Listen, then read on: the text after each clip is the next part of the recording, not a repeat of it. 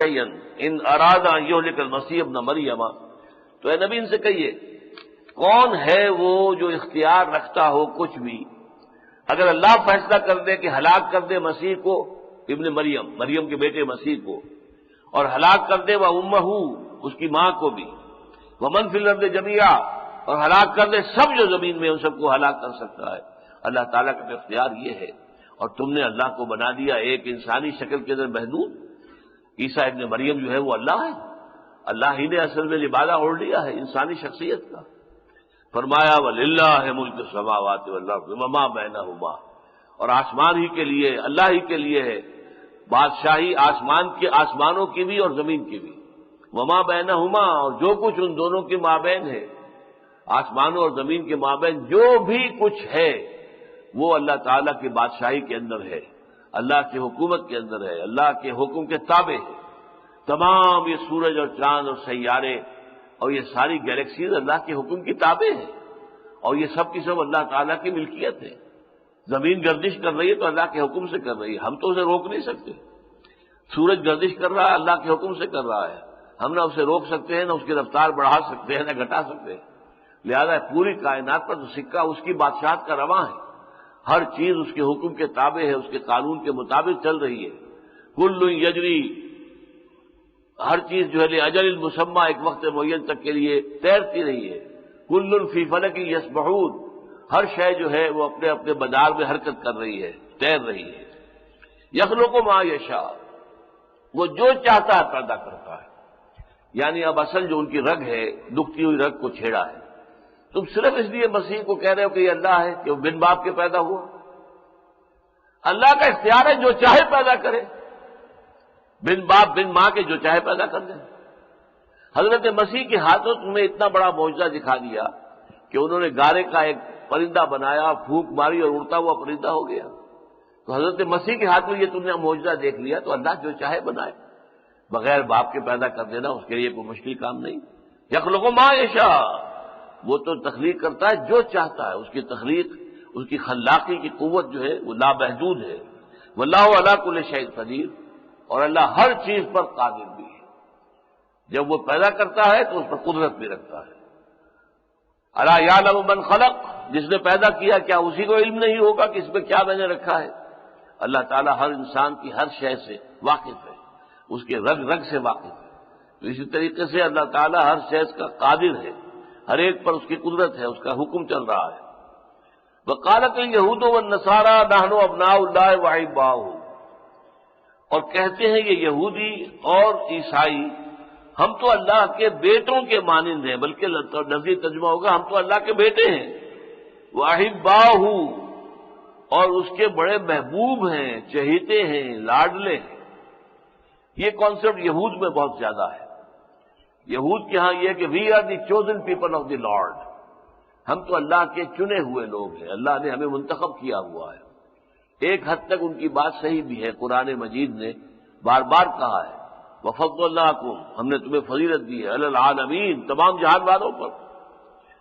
یا بنی اسرائیل اذکروا نعمتی التی انعمت علیکم وانی فضلتکم علی العالمین، اے بنی اسرائیل یاد کرو میرے اس انعام کو جو تم پر ہوا ہے کہ میں نے تمہیں تمام جہان والوں پر فضیلت دی ہے۔ تو ایک تو بنیاد تھی بھی، اور اس کا سبب کیا ہے؟ پوری دنیا میں جب شرک کا اندھیرا تھا، گھٹا ٹوپ اندھیرے، بت پیچھے جا رہے ہیں، آسمانی جو ہے سیارے، ستارے، ان کی پرستش ہو رہی ہے، بادشاہوں کی پرستش ہو رہی ہے، بادشاہوں کے سامنے سجدے کیے جا رہے ہیں، ہر نوع کا شرک جب تھا، یہ قوم اللہ کے فضل سے شرک سے محفوظ رہی ہے۔ واحد قوم ہے دنیا کی جس نے شرک نہیں کیا۔ صرف ایک تھوڑے سے عرصے کے لیے ایک خاص زمانے میں حضرت عزیر کو علیہ الصلوۃ والسلام انہوں نے خدا کا بیٹا قرار دیا، لیکن بیٹا بھی ابن کا لفظ استعمال کیا ہے۔ ابن جو ہے قرآن مجید میں عربی زبان میں کسی بھی تعلق کے لیے آ جاتا ہے۔ ابن السبیل، راستہ چلنے والا مسافر، اس کے معنی یہ تو نہیں کہ یہ راستے کا بیٹا ہے۔ ابن الوقت، ایک شخص ہے جس کے کوئی اصول نہیں ہے، جو بات دیکھی کہ میرے نفع میں ہے اس کو اختیار کر دیا، جو چیز دیکھا ہے نقصان ہے، چاہے کل تک اس کے اوپر ایمان تھا چھوڑ دیا۔ ابن الوقت ہے، یہ تو وقت کا بندہ ہے، وقت کا غلام ہے، تو وقت کا بیٹا تو وہ نہیں ہوتا۔ تو ابن کا لفظ جو ہے وہ مختلف قسم کی جو تعلقات ہوتے ہیں، مختلف قسم کے علائق، ان سب کے اوپر اس کا اطلاق ہو جاتا ہے۔ ابن السبیل، ابن الوقت، اس معنی میں انہوں نے ابن اللہ کہا، وقالت الیہود العزیر ابن اللہ، حضرت عزیر علیہ الصلوۃ والسلام کو اللہ کا بیٹا کہا گیا، لیکن یہ بھی ایک محدود وقت میں اور محدود تعداد میں لوگوں کا عقیدہ ہوا تھا۔ بحیثیت مجموعی یہ جو اس کی تاریخ جو ہے کم سے کم 4000 برس کی تاریخ سے تو ہم واقف ہیں۔ ویسے تو 4500 برس کی تاریخ جو ہے تورات کے اندر ان کی لکھی ہوئی ہے، حضرت ابراہیم سے لے کر آج تک 4500 برس، 4500 برس ہو چکے ہیں اور وہ تاریخ لکھی ہوئی ہے۔ لیکن یہ ہے کہ یہ تاریخ جو ہے جب سے کہ تورات انہیں دی گئی تھی 1400 قبل مسیح میں، اس سے لے کر حضور تک 2000 برس ہوئے، پھر یہ 1400 برس اور ہو گئے، 3400-3500 سال کی تاریخ تو ان کی پوری ریکارڈڈ ہے۔ اس نے عرصے طویل اتنی تاریخ کے اندر انہوں نے کبھی شرک نہیں کیا، کبھی بت پرستی نہیں کی، کبھی کوئی بت جو ہے ان کے معبدوں میں، ان کے سینیگوگز میں نہیں رکھے گئے۔ ان سین، ایک خدا کہ جو غیر مرئی ہے، دیکھا نہیں جا سکتا، جس کی کوئی شکل نہیں ہے، جس کی کوئی صورت نہیں ہے، وہ خدا، اس کے ماننے والے رہے۔ تو لہذا ان کو ایک طرح کی یہ ترجیح رہی ہے، فضیلت رہی ہے پوری نوع انسانی پر۔ لیکن انسان کی سوچ دیکھیے الٹی ہو جاتی ہے، بجائے اس کے کہ اس پر اللہ کا شکر ادا کرے، یہ مقام و مرتبہ عطا ہوا ہے تو اس کا شکریہ ادا کرے اور اس کا پھر حق ادا کرے۔ اگر اللہ نے ہدایت تمہیں دی ہے تو ہدایت دوسروں تک پہنچاؤ، اللہ نے تمہیں علم دیا ہے تو علم جو ہے دوسروں تک پہنچاؤ۔ انہوں نے الٹا بس یہ گمان ہو جاتا جی ہم تو پھر بخشے بخشائے ہیں، ہم تو اللہ کے بیٹے ہیں، اللہ کے چہیتے ہیں، اللہ کے ڈانٹتے ہیں، گویا کہ بخشے بخشائے ہیں۔ یہ الٹا تصور ہے، اور یہی تصور ہوا جو آج مسلمانوں میں ہے۔ امت مرحوم، امت مرحوم، امت مرحوم، وہ امت جس پر رحمت ہے، کہاں رحمت ہے آج؟ آج تو تمہاری پکڑ ہو رہی ہے، تمہاری مرمتیں ہو رہی ہے، صحیح لفظ تو ہے، ٹھکائی ہو رہی ہے مسلمانوں کی۔ کیا ہو رہا ہے فلسطین کے اندر، کیا ہو رہا ہے کشمیر کے اندر؟ روزانہ خبر پڑھ لیتے ہیں، آج 8-10 کشمیری شہید کر دیے گئے، ایک آدھ کو اہلکار بھی مارا گیا، ان کا واصل جہنم ہوا، باقی 8, 10, 15, 20 جو ہے وہ کشمیری شہید ہو گئے۔ یہی فلسطین کے اندر ہو رہا ہے، چچنیا میں ہو رہا ہے، کوسوو میں ابھی ہوا ہے، اس سے پہلے بوسنیا میں بڑے پیمانے پر ہوا ہے، لاکھوں جو آدمی قتل کر دیے گئے افغانستان کے اندر، لاکھوں انسان قتل ہو چکے ہیں، اور یہ عراق کے اندر، یہ سارا کیا ہو رہا ہے؟ یہ اللہ کے بیٹے ہونے اور امت مرحوم ہونے کی علامت ہے۔ میرا تو تھیسس یہ ہے کہ اس وقت امت مسلمہ عذاب الہی کی گرفت میں ہے، اس لیے کہ اللہ کا قانون یہ ہے جس قوم کو وہ اپنی کتاب عطا کر دے اور اپنی شریعت عطا کر دے، حضرت موسیٰ کے ذریعے تورات عطا کر دی گئی بنی اسرائیل کو، شریعت موسوی عطا کر دی گئی، وہ قوم زمین پر اللہ کی نمائندہ بن جاتی ہے۔ ان کو دیکھ کر لوگ اللہ کو پہچانیں گے، ان کو دیکھ کر لوگوں کو ہدایت ملے گی اللہ کی طرف، ان کو دیکھ کر لوگ حقیقت کو پہچانیں گے کہ شریعت کیا ہے، کیا کرنا چاہیے، قانون کیا ہونا چاہیے۔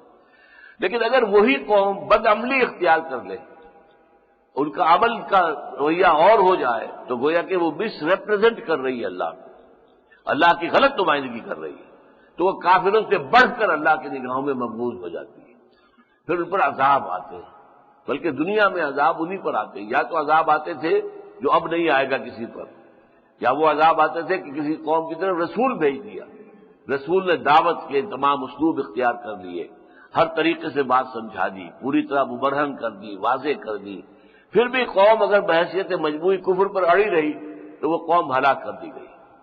اسے ہم کہتے ہیں عذاب استیصال، جڑ سے اکھیڑ کر کسی پودے کو پھینک دینا، ایسے ہی وہ قوم جو ہے اس کی جڑ جو ہے کاٹ دی گئی۔ قطع دابر القوم الذین کفروا، ان کافروں کی قوم تھی، ان کی جڑ کاٹ دی گئی، اور وہ نسیم منسیہ ہو گئے، کأن لم یغنوا فیہا، ایسے ہو گئے جیسے تھے ہی نہیں۔ جیسے قوم نوح، ان میں سے صرف اہل ایمان بچا لیے گئے جن سے بعد میں قوم عاد وجود میں آئی، لیکن فی الوقت جو ہے پوری قوم نوح جو ہے وہ غرق کر دی گئی۔ قوم ہود، عاد، قوم سمود، قوم صالح علیہ الصلوۃ والسلام، اسی طریقے سے حضرت شعیب جس قوم کی طرف بھیجے گئے مدین، حضرت موسیٰ بھیجے گئے، آل فرعون غرق کیے گئے۔ یہ اللہ کا عذاب آیا ان پر جن پر رسول بھیج دیے گئے، اور رسولوں کے ذریعے سے حقیقت واضح کر دی گئی اور حق کو پہنچانے کا حق ادا کر دیا گیا، پھر بھی وہ کفر پر اڑے رہے تو پھر عذاب استیصال۔ البتہ دوسرے عذاب جو ہے دنیا میں کافروں پر نہیں آتے، وہ تو آخرت میں آئیں گے، جب ان کا محاسبہ ہوگا اجتماعی طور پر، پھر ان کا جو ہے جہنم کے اندر جھونکے جائیں گے۔ دنیا میں زیادہ عذاب مسلمانوں پر آتے ہیں، وہ جو کہتے ہیں کہ ہاں ہم مانتے ہیں اللہ کو پھر نہیں مانتے، ہم مانتے ہیں محمد کو صلی اللہ علیہ وسلم اور ان کے احکام پر عمل نہیں کرتے، مانتے ہیں کہ یہ قرآن اللہ کا کلام ہے، لیکن جس چیز کو اللہ کا یہ کلام پاک جو ہے وہ حرام قرار دے رہا ہے وہ اس کے اندر ملوث ہے۔ یہ زیادہ بڑے دشمن ہیں حق کے، یہ زیادہ بڑے اللہ کی نگاہ کے اندر مبغوض ہیں، ان سے اللہ تعالیٰ کو نفرت بہت شدید ہے۔ اسی لیے وہ آیت میں نے آپ کو سنائی ہے بارہا، آیت نمبر 85 سورہ بقرہ، افتؤمنون ببعض الکتاب وتکفرون ببعض۔ تم مسلمان ہو، تمہیں پوری شریعت کو ماننا چاہیے، اللہ کی پوری کتاب پر تمہارا ایمان ہونا چاہیے، یہ کیا ہے؟ کچھ اعمال تو تم نے اختیار کر لیے، اب آپ دیکھیں گے طوفان آیا ہوا ہوگا، عمرے کے لیے لوگ عمرے جا رہے ہوں گے، حج کا عمرہ، جو رمضان مبارک کا عمرہ جو ہے وہ کس قدر لوگ جائیں گے، لیکن یہ کہ ان کے اپنے کردار میں اسلام ہے، ان کی کمائی اسلام کے مطابق ہے، ان کے کاروبار اسلامی احکام کے مطابق چلتے ہیں، وہ معلوم ہوگا بالکل برعکس ہے۔ تو عمرے کر رہے ہیں، حج کر رہے ہیں، نمازیں میں اور آپ پڑھ رہے ہیں، لیکن اپنی زندگی کو دیکھیں کہ اپنے بقیہ زندگی کے اندر ہم نے اللہ کے احکام کی پیروی کی ہے، اللہ کے حلال کے اوپر اکتفا کی ہے، اللہ کے حرام میں منہ مارنے سے اپنے آپ کو روکا ہے۔ جب یہ شکل ہے، افتؤمنون ببعض الکتاب وتکفرون ببعض فما جزاء من یفعل ذلک منکم، تو کوئی سزا نہیں ہے اس کی جو یہ حرکت کرے گا کہ دین کا کچھ حصہ قبول اور دین کا کچھ حصہ رد، دین کا کچھ حصہ سر آنکھوں پر اور کچھ حصہ پاؤں تلے رون دیا جائے، تو اس کی کوئی اور سزا اس کے سوا نہیں ہے کہ دنیا میں ذلیل و خوار کر دیا جائے۔